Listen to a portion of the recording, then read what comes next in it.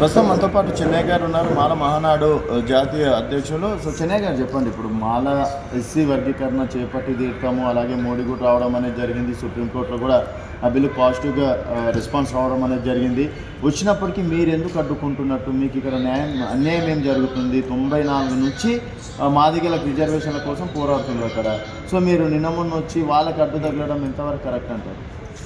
అడ్డు తాకేది కాదు, నిమ్మన్న నుండి అయినా కూడా సుప్రీంకోర్టు తీర్పు కాదు, అది మోడీ తీర్పు. అది మోడీ ఏం చేసిందంటే 7 మంది న్యాయమూర్తులతోటి, అది వాళ్ళు కూడా రిటైర్మెంట్ అయ్యేటోళ్ళు ఉన్నారు, వాళ్ళకి చెప్పి మీకు ఏదో నామినేట్ ఇస్తా ఇవి ఇస్తా అని చెప్పేసి వాళ్ళతోటి పెట్టించిండు. ఏంటి ఏదో ఒకటి చేయండి అని చెప్పిన ఘనత ఉంది. కానీ స్వచ్ఛంగా ఆయన మోడీ చేయాలనుకుంటే పార్లమెంట్లో బిల్లు పెట్టి చేయవను, మళ్ళీ తూతూ మంత్రం లాగానే అవుతుంది. ఇంతవరకు కూడా ఓసారి వర్గీకరణ చేసిన నారా చంద్రబాబు నాయుడు వర్గీకరణ చేస్తే మేము 4 సంవత్సరాలు అనుభవించున్నారు. 4 సంవత్సరాల వరకు వాళ్ళు ఏదే 20,800 జాబులు తినేసినారు 4 సంవత్సరాల వరకు. మేమేమనలేదు కదా, మేము దూషించలేదు కదా. ఏమన్నాడు అడ్వకేట్, ఏమన్నారంటే మీరు మళ్ళీ పిటిషన్ వేయండి, అవే జాబులు గుంజిస్తాము, వాళ్ళకు పోయిన జాబులు ఇస్తామంటే వద్దు, చేసుకొని ఏం బాగుండదని కూడా మేము గొప్ప మనసుతోటి అన్నాము. మేము మేపాలు కమ్యూనలు ఇవల్ల మేము ఏమనలేదు. అందు గురించనే ఆ తత్వం ఉంటుంది. అట్లా కాకుండా మేము కోర్టుకు పోయినాం, సుప్రీంకోర్టుకు పోయినా కొట్టేసింది. అది సుప్రీంకోర్టుకు పోయి కొట్టేసింది. మళ్ళీ ఇప్పుడే తాత్కాలికంగా ఏదో మోడీ గారు చెప్పిండ్రు వర్గీకరణ అయింది, సుప్రీంకోర్టు తీర్పు వచ్చిందంటే తీర్పు అది తీర్పే కాదు. తీర్పును చక్కగా చదువుకోవాలి. ఏ బీసీ కానీ, ఏ ఇటల్ గారు కానీ, ఏదే కానీ బాగా ఖబర్దారు ఇటల్, చాలా జాగ్రత్తగా ఉంది. మేపనా మేము క్రిమినలా? మేము ఎంత కూడా ఏమి ఇమలాక గారు, మీరు కళాకారులు, మీరు చూసి మాట్లాడాలి, మీరు వన్ సైడ్ పోవద్దు. అందు గురించని దాంట్లో న్యాయం కనిపిస్తలేదు, వాళ్ళ దాంట్లో వాళ్ళ ఉద్యమంలో న్యాయం కనిపిస్తుంది. కానీ న్యాయం ఎట్టగా కానొస్తుంది. ఇప్పుడు న్యాయం అని అంటే నీవు మోడీతోటి ఉన్నావు. కృష్ణమాదయ్య గారు మోడీ నీకు విశ్వరూప సభ పెడితే వచ్చిండు, మోడీ వచ్చిండు, నేను చేస్తానని నీకు మాట ఇచ్చిండు. నీకు మాట ఇచ్చినప్పుడు అదే మోడీతోటి చేయవాను వర్గీకరణ. మేమేం అడ్డుపడుతున్నాం? ఇంకా మేము అడ్డుపడతలేము. ఆ మోడీతోటి చేసుకోవాను వర్గీకరణ. మీరు పద్ధతిగా ఈ మీటింగ్లు ఎందుకు, ఇవి ఎందుకు? రాజ్యాంగం ఇచ్చిండు, మనకు ఎవరికైనా మాట్లాడడానికి హక్కు ఉంది, మేము మాట్లాడుతున్నాం. నేను చెప్పేది నువ్వు న్యాయమైన పద్ధతిగా మనం ఏది పార్లమెంట్లో బిల్లు పెట్టి నీవు న్యాయమైన పద్ధతిగా చేసుకో, మేమే అడ్డుపడం. నీకు దమ్ము ధైర్యం ఉంటే మన అదే మోడీతోటి పార్లమెంట్లో బిల్లు పెట్టి చేయమని. మేము అడ్డొస్తలేము, న్యాయమైన పద్ధతిగా నడుచు.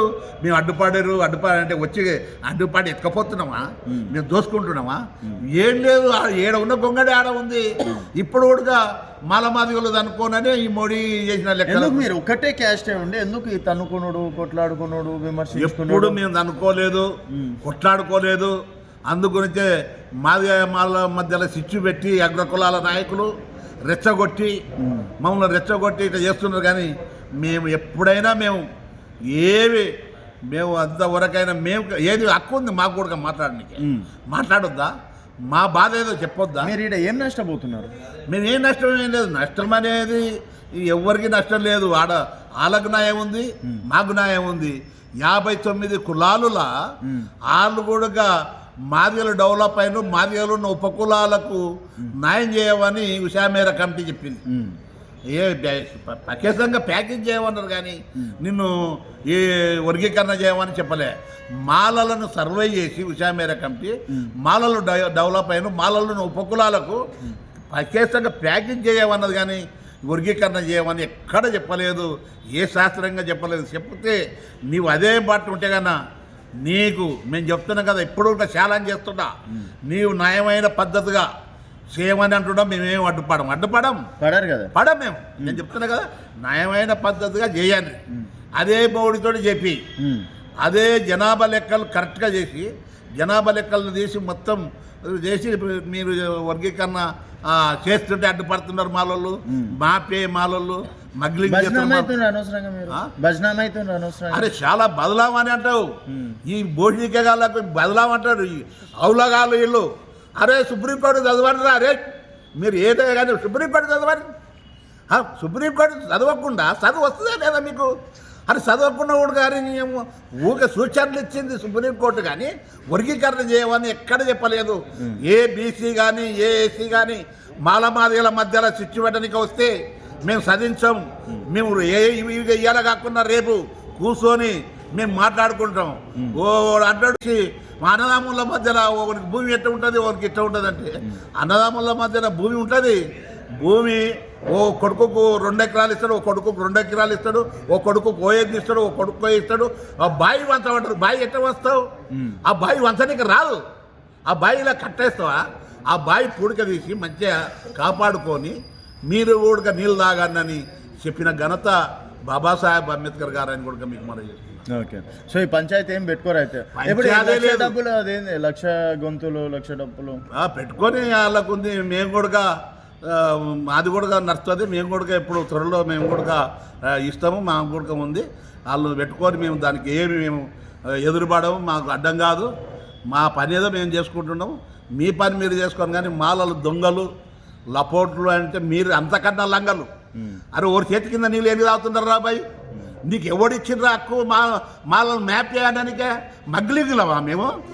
అదే ఖబర్దార్, నోరు కుట్టేస్తా, నారికలకు వస్తా. అందుకున్న నారికలే వస్తా మాటలు మాట్లాడితే. అందు గురించి జాగ్రత్తగా మాట్లాడాలి. మీరు మాట్లాడేటప్పుడు మేమంతా మగ్లింగ్ చేస్తలేమా? మాలలు అంటే మహానుభావులు, ఎంతో గొప్పతనం ఉంది మా వాళ్ళకు. చాలా మేధావులైన తెలివితోటి ఉంటారు వాళ్ళు. మాలలు ఎక్కడ తప్పి మాట్లాడరు. ఆ తప్పి మాట్లాడాలని రెచ్చగొట్టి మాలలను మీరు రోడ్డు వినికి కూస్తున్నారు. అది మానుకోండి. బీసీలరారా ఎస్సీలరారా మీరు ఏమైనా కానీ రెచ్చగొట్టద్దు మీరు అని కూడా మేము మనీ చెప్తున్నాం. ఓకే. సో మేము ఇక్కడ మాదిగలకు మాత్రం ఎస్సీ వర్గీకరణకి ఎక్కడ కూడా అడ్డు తగలలేదు. కావాలని మా పైన ఈ విధంగా ఆరోపణలు చేస్తున్నారని చెప్పేసి కూడా చెన్నై గారు చెప్తున్నారు. ఇది చెన్నై గారితో స్పెషల్.